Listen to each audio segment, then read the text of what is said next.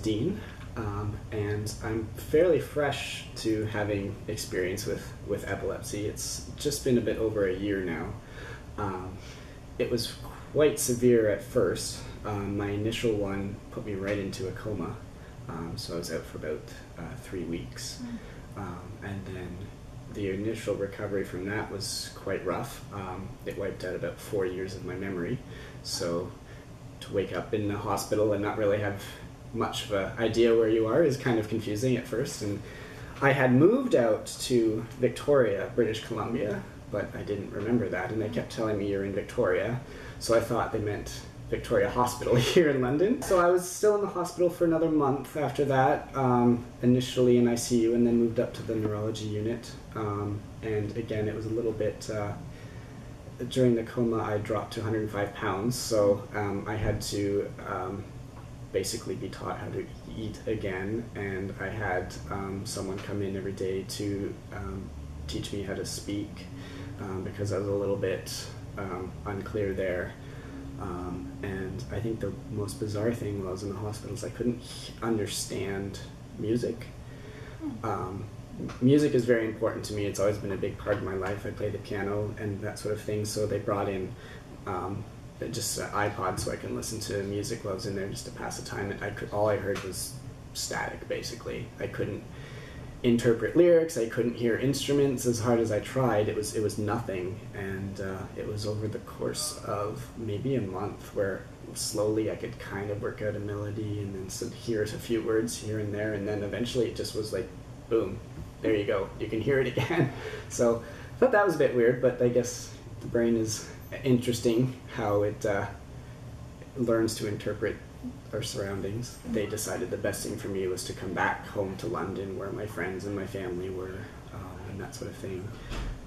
Catching up on 4 years was interesting, meeting new friends I'd made over that time and catching up on different things that had happened with current friends, family, that sort of thing.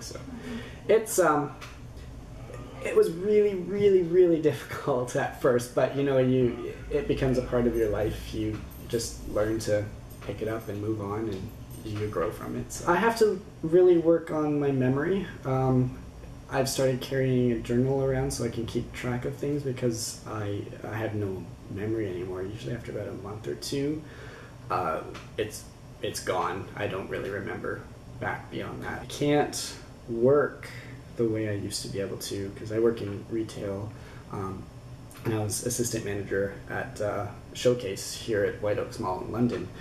But I tried going back into that after a few months off, but the stress of just work in general was a trigger to a lot of my seizures. And also I would be, I'd have to be up on the ladder, I'd have to be dealing with customers a lot, and I would be having seizures. And there was one time, thankfully there's someone to catch me, but I did have a seizure up on the ladder. I'm always worried about hurting myself, especially twice when I fell off the ladder at work, and then one time I did fall in the shower. Every time I cross the street, every time I'm like, okay, hopefully I can't control it, but hopefully you don't.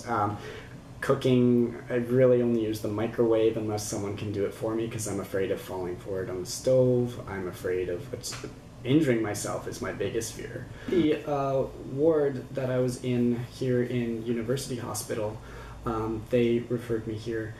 It's been great. Just, I think the biggest thing is just talking to other people who have experience with it as well, hearing their stories, sharing mine, people who fully understand that there are a lot of difficulties that other people don't really see. That's my favorite thing, has just been around other people that you can talk to, and then the different events we have where we can get together and just have fun together, that sort of thing.